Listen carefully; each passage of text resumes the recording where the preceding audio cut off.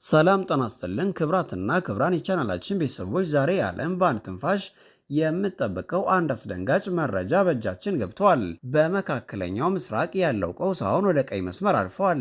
የኢራን አብዮታዊ ዘበኛ ቃል አቀባይ በሰጡት እጅግ ደፋር መግለጫ የዓለም የኢኮኖሚ የደም ስር የሆነው የሆርሙዝ ወሽመጥ አሁን በኢራን የጦር አፈሙዝ ስር መውደቁን አረጋግጠዋል።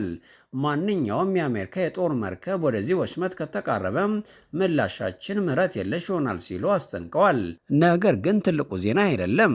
አሜሪካ በኢራን ላይ የምድር ወረራ ለመጀመር የምታስብ ከሆነ ቴህራን በአንድ ጀንበር 1 ሚሊዮን የሚደርስ የሰራዊት ኃይል ወደ ግንባር ለማሰማራት ዝግጁ መሆኗን ገልጻለች። ይህ ቁጥር የጦርነትን ታሪክ የሚቀይር ነው። አሜሪካ ከአፍጋኒስታንና ከኢራቅ የተማረችው ትምህርት አለ ወይንስ አሁን በታሪክ ትልቁ የኃይል ፍልሚያ ሊጀመር ነው? ዛሬ በዚህ ልዩ ዘገባችን ከዲፕሎማሲው በስተጀርባ ያለው ሚስጥሮችን፣ የቻይናን ጣልቃ ገብነትና የዓለምን የነዳጅ ገበያ የሚያናውጡ ክስተቶችን በጥልቀት እንመረምራለን። አብራችን ቆዩም። ወደ ሚስጥራዊው የቤጂንግና ቴህራን ግንኙነት እንለፍ። በቅርቡ በወጡ መረጃዎች መሰረት 16 የቻይና ወታደራዊ የጭነት አውሮፕላኖች በኢራን ወታደራዊ ካምፖች ውስጥ በከፍተኛ ሚስጥር ማረፋቸው ተሰምቷል። ይህ ክስተት በምዕራባውያን ዘንድ ከፍተኛ ድንጋጤን ፈጥሯል። ቻይና ይህንን የተኩስ አቁም አጋጣሚ ተጠቅማ ኢራንን በዘመናዊ መሳሪያ እያስታጠቀች ነው ተብሏል። ምንም እንኳ የቻይና የውጭ ጉዳይ ሚኒስትር መረጃው መሰረት የሌለ ነው ቢልም የደህንነት ተንታኞች ግን ሌላ ይላሉ። እነዚህ አውሮፕላኖች የአሜሪካን የአየር የበላይነት የሚገዳደሩ ዘመናዊ የጸረ አውሮፕላን ሚሳይሎችን ጭነው እንደነበር ሪፖርቶች ይጠቁማሉ። ይህ ማለት አሜሪካ በኢራን ሰማይ ላይ እንደ ልቧ መብረር የምትችልበት ጊዜ አብቅቷል ማለት ነው። ቻይና ከበስተጀርባ ሆና የዓለምን ጂኦፖለቲካ ካርታ እየቀየረች መሆኑን እንመለከታለን። አሁን ደግሞ ወደ ወታደራዊ ቴክኖሎጂ እንሂድ። በዛሬው ጦርነት ትልቁን ሚና እየተጫወተ ያለው የኢራኑ ከይባር ሸካን ባለስቲክ ሚሳይል ነው። ይህ ሚሳይል ለምን የፔንታጎንን እንቅልፍ ነሳው? አንደኛ፣ በጠንካራ ነዳጅ የሚሰራ በመሆኑ በማንኛውም ሰዓት በፍጥነት ሊተኮስ ይችላል። ሁለተኛው፣ የአሜሪካን ዘመናዊ የሚሳይል መከላከያዎችን ፓትሪዮት አድና ኤስኤም-3ን ሰብሮ የማለፍ ልዩ ብቃት አለው። አሜሪካ እነዚህን ሚሳይሎች ለመመከት የምታወጣው ወጪ እጅግ ከፍተኛ ነው። አንድ የኢራን ሚሳይል ጥቂት $1000ችን ሲያወጣ እነሱን ለማክሸፍ የሚተኮሰው የአሜሪካ ሚሳይል ግን በሚሊየን የሚቆጠር ዶላር ይፈጃል። ይህ የአቅም ማሟጠጥ ጦርነት አሜሪካን ለከፋ የኢኮኖሚ ቀውስ ሊዳረጋት ይሆን? የአሜሪካ ወታደራዊ የበላይነት በቴክኖሎጂ ብቻ ሳይሆን በኢኮኖሚም ጥያቄ ውስጥ ወድቋል። በፖለቲካው መድረክ ላይ ደግሞ እጅግ ግራ የሚያጋባ ድራማ እያየን ነው። ፕሬዚዳንት ዶናልድ ትራምፕ በታሪካዊው ኤርፎርስ ዋን አውሮፕላን ላይ ሆነው ከኢራን ጋር ስምምነት ላይ ደርሰናል የሚል ዜና በሰሩም። ትራምፕ እንዳሉት ከሆነ በኢራን ላይ ሊሰነዘር የነበረው ጭካኔ የተሞላበት ጥቃት የሰረዙት ድርድር በመጀመሩ ነው ብለዋል። ነገር ግን በቴህራን በኩል የተሰጠው ምላሽ ግን አስደንጋጭ ነበር። የኢራን የውጭ ጉዳይ ሚኒስትር እኛ ከአሜሪካ ጋር ምንም አይነት ድርድር አላደረግንም፣ የምንነጋገረው ከኦማን ጋር ብቻ ነው በማለት የትራምፕ ንግግር ውድቅ አድርገውታል። ትራምፕ በቁጣ ተሞልተው ኢራኖች በማይታመን ሁኔታ አታላዮች ናቸው፣ ድርድር ለመጀመር እየለመኑ አሁን ደግሞ ምንም አላደረግንም ይላሉ ሲሉ በትሩዝ ሶሻል ገጻቸው ላይ ጽፈዋል። እዚህ ጋ ነው ጌም ቲዮሪ የሚመጣው። አሜሪካ ላለፉት ጊዜያት 10 ጊዜ ያክል ወታደራዊ እርምጃ ለመውሰድ አስባ በኋላ ፈግፍጋለች። ይህ ዛቻና መፈግፈግ አሜሪካን ደካማ አስመስሏት ይሆን ወይንስ ትራምፕ ሌላ ድብቅ ስልት አላቸው?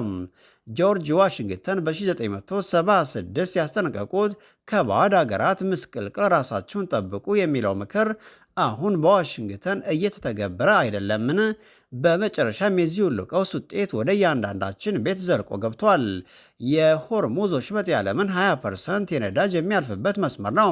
ኢራን ይህንን መስመር በከፊልም ቢሆን በመዝጋቷ በመርከብ የሚጓጓዘው የነዳጅ መጠን በ28 በመቶ ቀንሷል።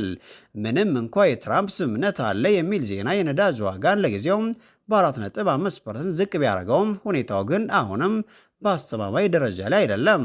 ሳውዲ አረቢያ፣ ኤምሬትስ እና ኳታር ጦርነቱ እንዳይቀሰቀስ አሜሪካን እየተማጸኑ ነው ተብሏል። ምክንያቱም ጦርነቱ ከፈነዳ የነዳጅ ዋጋ መናር ብቻ ሳይሆን መላው የዓለም ኢኮኖሚ ሊፈራረስ ይችላል። ክብራትና ክብራን ተመልካቾቻችን ዛሬ ያየነው ሁኔታ የሚያሳየው ዓለም አቀፍ ፖለቲካው ምን ያክል አደገኛ ደረጃ ላይ እንደደረሰ ነው። 1 ሚሊዮን ሰራዊት ለማሰማራት የዛተችው ኢራን፣ በሚስጥር ድጋፍ የምታደርገው ቻይናና በድርድርና በዛቻ መካከል የተወጠረችው አሜሪካ ጥያቄ ለእናንተ አለን። አንደኛ፣ ትራምፕ በትክክል ሚስጥራዊ ስምምነት ላይ ደርሰዋል ብላችሁ ታምናላችሁ? ሁለተኛ፣ የቻይና ጣልቃ ገብነት ጦርነቱን ወደ ሶስተኛው የዓለም ጦርነት ሊቀይረው ይችላል? አሜሪካ ለኢራን ምላሽ ከመስጠት ለምን ወደኋላ አለች? አስተያየታችሁን በኮሜንት መስጫው ላይ አስፍሩልን። አብራችሁን ቆዩም። ክቡራትና ክቡራን ተመልካቾቻችን ዛሬ የተመለከትነው ጉዳይ ተራ የዜና ዘገባ አይደለም። ይልቁንም የዓለምን የኃይል ሚዛን ስር ነቀል በሆነ መልኩ ሊቀይር የሚችል የታሪክ መገንጠያ ላይ መሆናችንን የሚያሳይ እንጂ። ዛሬ ያየናቸው 16ቱ የቻይና የጦር አውሮፕላኖች በቴህራን ምድር ማረፍ የኢራን 1 ሚሊዮን ሰራዊት የማሰለፍ ዛቻና በዋሽንግተንና በቴህራን መካከል ያለው እጅግ ግራ የሚያጋባ የቃላት ጦርነት አንድን ትልቅ እውነት ይነግረናል። ዓለም ዛሬ ያለችበት አንጻራዊ ሰላም ወጥታ ወደማይታወቅና እጅግ አስፈሪ ወደ ሆነው የጦርነት ድባብ እየገባች ነው። እስቲ ቆም ብለን እናስብ። አሜሪካ ላለፉት ጥቂት ወራት ብቻ 10 ጊዜ ያክል እርምጃ ወስዳለሁ ብላ ስታፈገፍግ፣ በሌላ በኩል ደግሞ ኢራን በከይባር ሸካን ሚሳይሎቿ የአሜሪካን መከላከያዎችን ስትገዳደር በትክክል የጌም ቲዮሪ የበላይነቱን እየወሰደች ያለችው ማናት? ፕሬዚዳንት ዶናልድ ትራምፕ ስምምነት ላይ ደርሰናል ሲሉ ቴህራን ደግሞ አናውቃቸውም ማለቷ በዲፕሎማሲው ዓለም ውስጥ እጅግ አደገኛ የሆነ የድመትና የአይጥ ጨዋታ እየተካሄደ መሆኑን ያሳያል። ይህ ጨዋታ ግን ተጫዋቾቹ ብቻ ሳይሆኑ መላው የዓለም ሕዝብ ዋጋ የሚከፍልበት ነው። የሆርሙዝ ወሽመጥ መዘጋት ወይም መረበሽ በሩቅ ያለ ዜና አይደለም። ነገ ጠዋት የሚገዙት ዳቦ በምትቀዱት ነዳጅና በእያንዳንዱ የፍጆታ ዕቃ ዋጋ ላይ የሚያንጸባርቅ የቤት ስራችሁ ነው።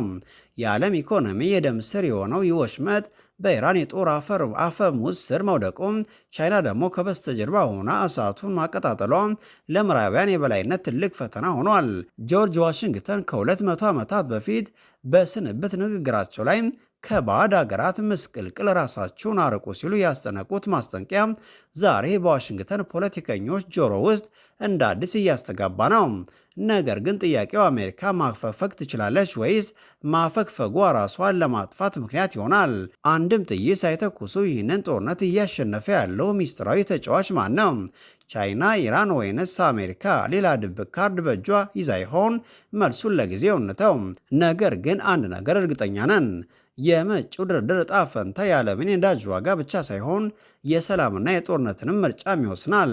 ውድ ተመልካቾቻችን የእናንተ ድምፅ ለእኛ ትልቅ ቦታ አለው። አስተያየታችሁን አሁኑ በኮሜንት መስጫው ላይ አስፍሩልን። እያንዳንዱን አስተያየት እናነባለን። ስለነበረውን ቆይታ እጅግ እናመሰግናለን። ሰናይ ጊዜ። ነገር ግን አንድ ነገር እርግጠኛ ነን። የመጪው ድርድር ዕጣ ፈንታ የዓለምን የነዳጅ ዋጋ ብቻ ሳይሆን የሰላምና የጦርነትንም ምርጫም ይወስናል። ውድ ተመልካቾቻችን የእናንተ ድምፅ ለእኛ ትልቅ ቦታ አለው። አስተያየታችሁን አሁኑ በኮሜንት መስጫው ላይ አስፍሩልን። እያንዳንዱን አስተያየት እናነባለን። ስለነበረውን ቆይታ እጅግ እናመሰግናለን። ሰናይ ጊዜ